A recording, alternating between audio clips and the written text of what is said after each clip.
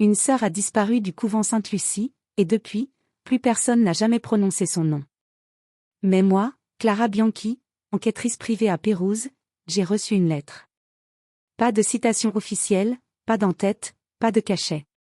Juste une enveloppe jaunâtre avec mon nom écrit à la main et à l'intérieur, une coupure de journal. Disparition d'une religieuse du couvent Sainte-Lucie. Les autorités n'ont trouvé aucun indice de fuite ni de violence. Aucun expéditeur, mais une note glaçante. Ce n'était pas un accident et tu es la seule qui puisse trouver la vérité. Je dois avouer qu'au début, j'ai pris cela pour une blague, mais quelque chose dans cette photo de la coupure, une image floue du couvent sur la colline enveloppée de brouillard, m'a glacé le sang. Cet endroit avait un air inquiétant et le plus troublant était la date. La disparition avait eu lieu exactement 7 ans auparavant. Pourquoi quelqu'un rouvrait-il cette affaire maintenant? J'ai décidé de me rendre au couvent Sainte-Lucie, un bâtiment du XVIIe siècle qui semblait figé dans le temps. Des religieuses cloîtrées. Des vœux de silence, un portail de fer qui grinçait en s'ouvrant. J'ai été reçue par sœur Antonella, la seule qui parlait avec les visiteurs. Son regard était ferme, mais chargé de quelque chose que je n'ai pas su déchiffrer au début, jusqu'à ce qu'elle dise « Personne ne vient ici sans raison. Si Dieu vous a amené, ce sera pour quelque chose. Mais il y a des choses qu'il vaut mieux laisser entre les mains du ciel. » Cette nuit-là, j'ai dormi dans une petite cellule destinée aux hôtes. Les murs sentaient l'humidité et le silence, et juste avant de m'endormir, j'ai entendu des pas dans le couloir. Il n'y avait personne quand je suis sortie, seulement un murmure qui semblait se répéter de loin, un prénom. Sophia était le nom de la religieuse disparue. Le lendemain matin, sœur Antonella m'a montré une salle de prière. C'était une pièce simple avec des bancs en bois, des vitraux opacifiés par le temps et une croix sans Christ accrochée au mur. Elle m'a expliqué que c'était la chapelle privée de sœur Sophia, la religieuse disparue. Elle l'a dit avec une voix presque robotique, comme si chaque mot avait été mémorisé il y a des années pour cacher toute émotion. J'ai demandé le dossier de la disparition, mais on m'a dit qu'il n'y avait rien de plus que le procès-verbal de police, que Sophia était sortie une nuit sans laisser de traces et qu'elle n'était pas revenue. Mais pendant qu'elle me montrait les lieux, mes yeux se sont fixés sur une petite fissure dans le cadre de l'autel. Quelque chose dépassait, comme si quelqu'un avait essayé de le cacher à la hâte. Quand je me suis retrouvée seule, je suis revenue, j'ai glissé mes doigts entre le bois fissuré et j'ai extrait un petit carnet en cuir usé couvert de poussière. Il n'avait pas de nom, mais il était rempli de notes à l'encre bleue. J'ai immédiatement reconnu l'écriture féminine et agitée. Les premières pages étaient des réflexions religieuses, des pensées humbles, mais ensuite tout devenait plus sombre. Depuis quelques semaines, j'entends des pleurs, toujours à la même heure. Ils disent que c'est le vent, mais je sais que ce n'est pas ça. Cela vient de l'aile nord, celle qui est fermée depuis des années, où vivaient autrefois les religieuses malades. Personne n'ose y aller. J'y suis allée et je ne suis pas folle. J'ai vu quelqu'un, je le jure sur mon corps. J'ai continué à lire. Je ne peux pas dormir. La nuit dernière, la porte de ma cellule s'est ouverte toute seule. Je jurerais que quelqu'un s'est assis sur mon lit. J'ai prié jusqu'à ce que je m'endorme. Ce soir, je laisserai mon journal sur l'autel. Si quelque chose m'arrive, que quelqu'un le trouve. Je ne fuis pas, on m'appelle. J'ai senti que l'air devenait plus dense. Les murs m'observaient. Je ne sais pas comment le décrire, mais quelque chose en moi m'a dit que Sophia n'était pas partie, qu'elle n'était jamais partie. Cette nuit-là, j'ai de nouveau entendu les pas, cette fois plus proches. Je me suis levée, je suis sortie dans le couloir et j'ai vu une silhouette au bout, juste devant l'entrée de l'aile nord, une femme en habit blanc, cheveux détachés, pieds nus, elle m'a regardée et a disparu derrière une porte qui, selon ce qu'on m'avait dit, était condamnée, mais cette porte était ouverte. J'ai pris une lampe torche et j'ai avancé avec prudence dans le couloir avec le journal de sœur Sophia serré contre ma poitrine. L'aile nord du couvent était couverte de toiles d'araignée avec une humidité qui pénétrait jusqu'aux os. L'air était différent là-bas, plus dense, plus chargé, comme si quelque chose d'invisible refusait d'être oublié. Chaque pas résonnait en écho. Les chambres étaient vides, avec des lits rouillés, des chapelets suspendus à la tête de lit et des bibles couvertes de poussière.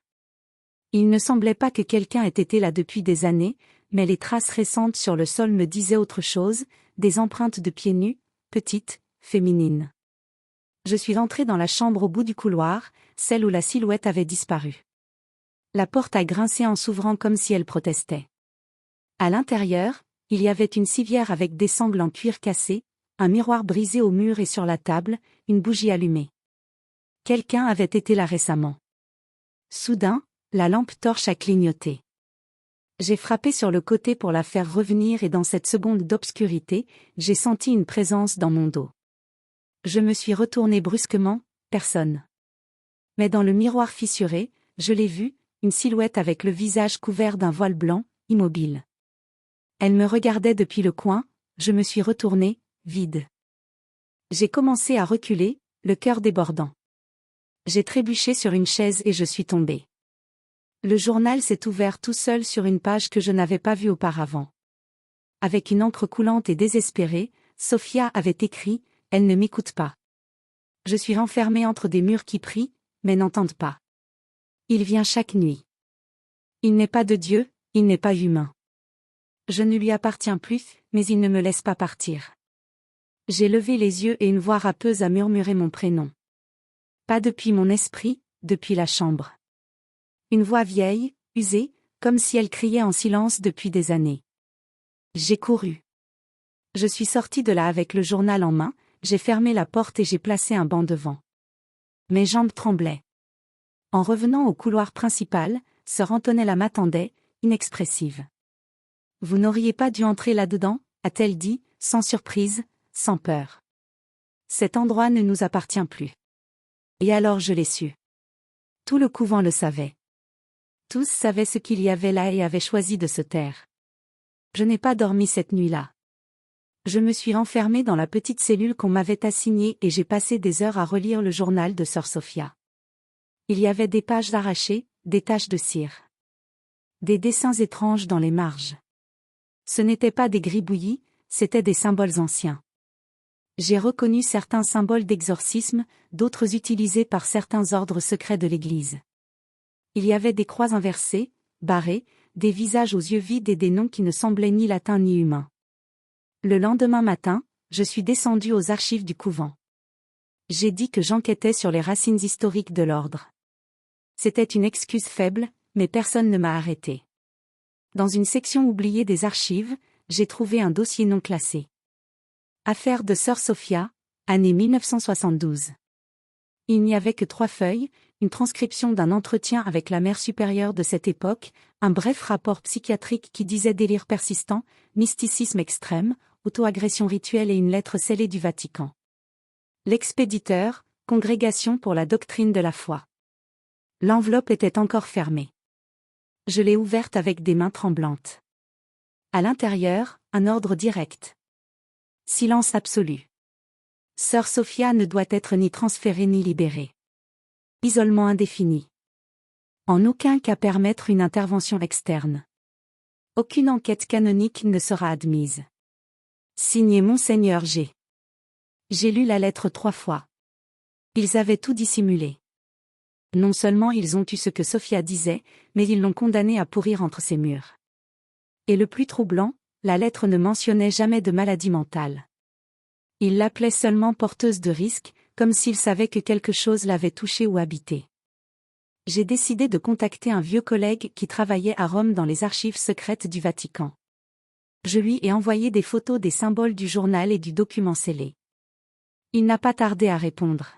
« Où es-tu » a-t-il demandé sans détour au téléphone. Au couvent Sainte-Lucie de Géanime, il y a eu un silence glacé. Sors de là, Julia. Maintenant, ces symboles ne font partie d'aucun rituel chrétien. Certains ne sont même pas humains. Tu entres dans quelque chose que l'Église a caché pendant des décennies. N'enquête plus. Mais il était déjà trop tard, ce soir-là, en revenant dans ma chambre, j'ai trouvé une feuille du journal de Sophia collée au mur. Elle n'était pas là avant. Elle était écrite avec quelque chose qui ressemblait à du sang et disait « Le silence ne protège pas, le silence nourrit ». Cette nuit-là a été la première fois que j'ai vraiment ressenti la peur. Une peur irrationnelle, instinctive, comme celle d'un enfant qui sait que quelque chose se cache sous le lit, mais ne peut pas le prouver.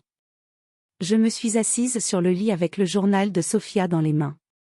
Et bien que la chambre soit dans un silence complet, je jurerais que chaque mot que je lisais se murmurait à mon oreille, comme si ce n'était pas moi qui le lisais, mais quelqu'un d'autre en moi.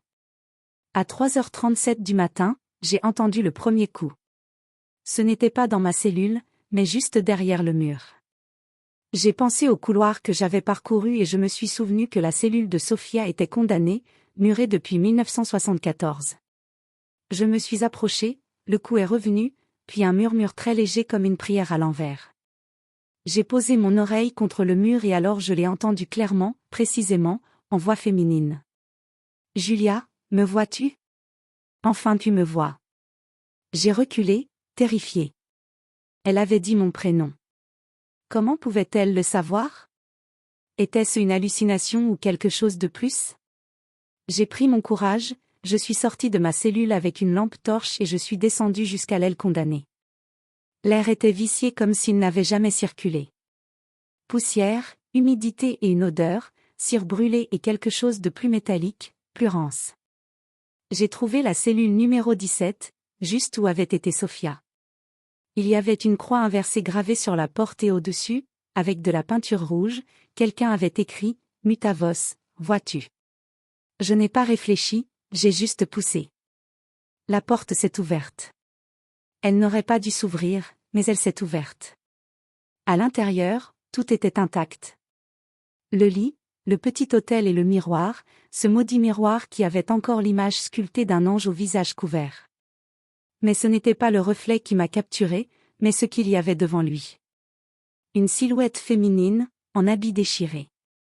Elle n'avait pas de visage, juste une ombre où devait être un visage. Elle était agenouillée, regardant le miroir ou ce que le miroir reflétait et alors elle s'est levée lentement. Elle n'a pas marché, elle a flotté vers moi et dans mon esprit a résonné une phrase claire, mais non dite avec des mots. « Tu m'as cherché, maintenant tu seras le témoin. » J'ai crié, j'ai couru, j'ai trébuché en descendant les escaliers, je me suis frappé la tête et je me suis réveillée en plein jour à l'infirmerie avec la mère supérieure à mes côtés. Elle m'a dit qu'il m'avait trouvée inconsciente devant la bibliothèque, pas dans l'aile condamnée, mais je savais où j'étais et ce que j'avais vu, parce que depuis, chaque fois que je me regarde dans le miroir, ce n'est pas toujours moi qui se reflète. Depuis l'incident dans la cellule 17, quelque chose en moi a changé. Le couvent restait le même pour toutes, même horaire de prière, même tâche, même sourire qui cachait des années d'obéissance. Mais pour moi, chaque coin a commencé à respirer comme si les murs savaient ce que j'avais vu, comme si maintenant eux aussi m'observaient. J'ai essayé de l'ignorer, de continuer à prier, de maintenir le décorum d'une sœur consacrée. Mais les nuits sont devenues plus lourdes et pas seulement à cause des rêves, des voix ont commencé à se faire entendre dans les couloirs fermés, dans les escaliers qui n'étaient plus utilisés. Des voix de femmes, certaines suppliaient, d'autres chantaient des fragments de psaumes qu'on ne nous avait jamais enseignés. Un jour, j'ai osé parler avec sœur Clara, l'une des plus anciennes. Je lui ai demandé au sujet de Sophia, au sujet de l'aile condamnée. Son visage a changé instantanément. Elle s'est signée, a baissé le regard et a dit d'une voix tranchante, « Dieu efface certains souvenirs pour ton bien, ma fille. Ne veux pas rouvrir ce qui a été scellé par la prière et le sang. » Le sang ? Qu'est-ce que cela signifiait ? Je n'ai pas arrêté d'enquêter. J'ai vérifié les anciennes archives. Dans un coin poussiéreux de la bibliothèque, j'ai trouvé une boîte non classée.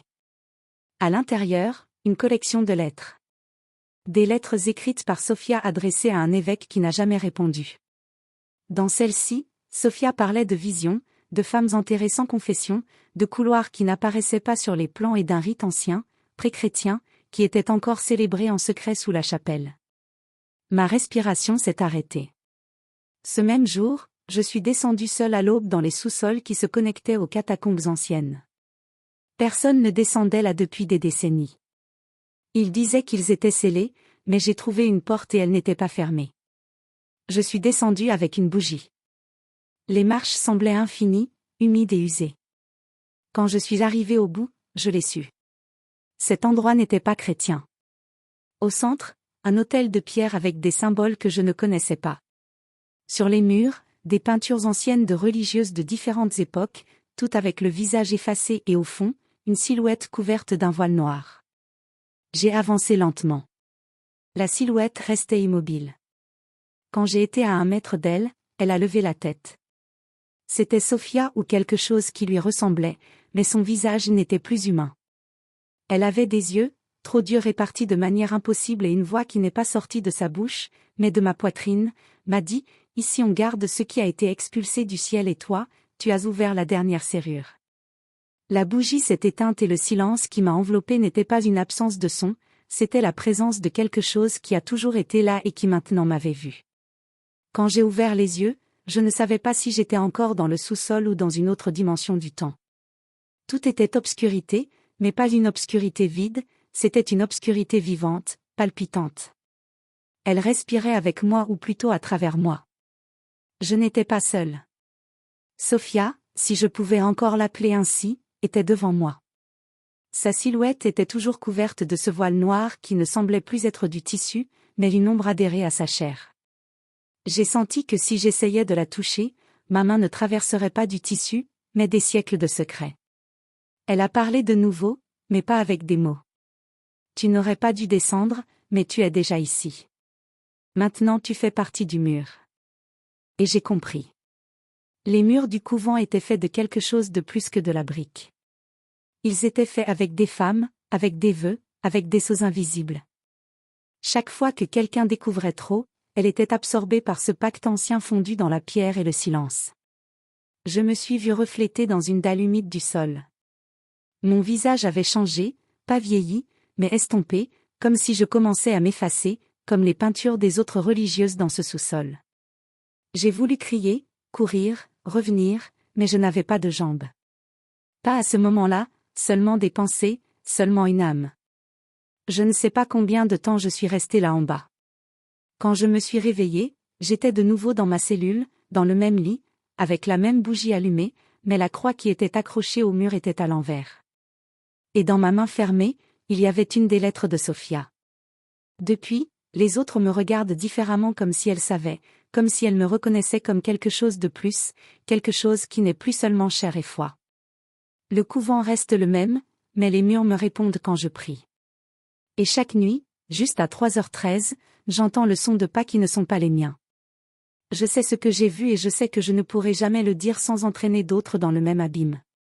C'est pourquoi j'ai décidé d'écrire cette histoire pour toi, parce que si tu lis ceci, peut-être que le voile qui couvre le monde commence aussi à se lever pour toi et une fois qu'il se lève, il ne retombe jamais.